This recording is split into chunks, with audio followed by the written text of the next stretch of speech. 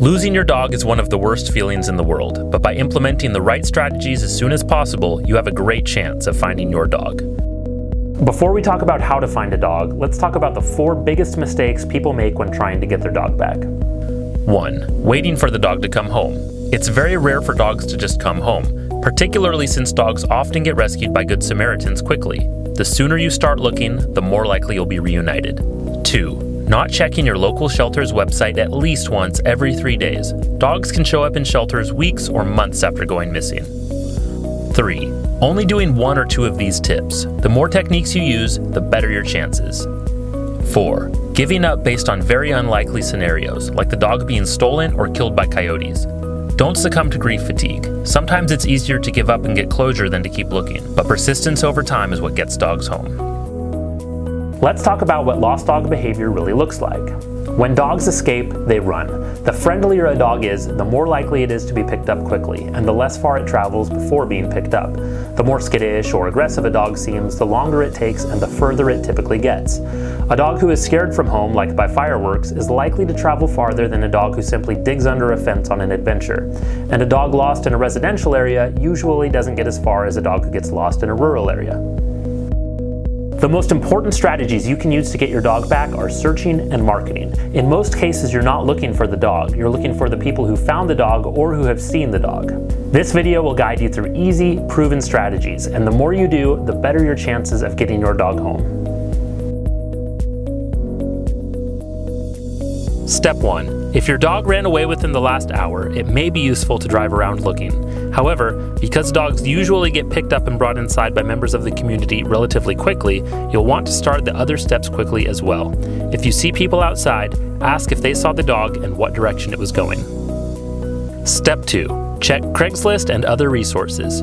Craigslist is the first place many people post when they find a lost animal. Be sure to check the Lost and Found Pets section and make a lost pet post with pictures. Nextdoor, a neighborhood-specific social media site, is another great place to check and post. There are likely other local Lost and Found Pet Facebook pages and other resources for your area. Remember to repost every couple of days. Step 3. Check your local shelter at least once every 3 days. If you came to this video through an automated text messaging program, you'll be sent links to view our lost dogs as a reminder. Be sure to check all local shelters. For example, in our area we have a city shelter, a county shelter, and an SPCA. All list animal pictures on their websites. However, it's also a good idea to visit the shelter, especially if the shelter's pictures aren't clear. Sadly, only 1 out of 3 dogs in shelters is picked up by their owners. A likely cause is that owners give up too soon. It's common for pets to take weeks or longer to show up in shelters, so it's imperative you keep looking. Step 4. Make posters, not flyers. Small paper flyers aren't noticed by drivers. This poster is proven to be noticed and readable, so try to make it look like this. The fluorescent paper can be found for about 50 cents at places like Target and Walmart. If rainy weather is expected, use sheet protectors. The minimum is 6 flyers at the busiest intersections near your house, but the more the better. Check local laws about what posts and signs are legal to attach your poster to. Step 5. Tag your car. Another highly effective strategy is to use car markers to turn your car into an advertising tool. Include the appearance of the dog, the general location missing, and your phone number, and tape a picture of the dog to the back window. Be sure to use neo markers, as these are the only ones that won't come off in the rain. Step 6. If your dog has a microchip, call your microchip company and be sure your information is updated. If your dog is brought to a veterinary office or shelter, they'll be able to scan it and get in touch with you. Step 7. Use Finding Rover. Another great way to get your dog back is by using Finding Rover. Just visit findingrover.com and upload a picture. The site uses facial recognition to scan local participating shelters for your pet. Step 8. If you see your dog, approach properly. A dog's behavior changes when they're scared, and they may not recognize you initially.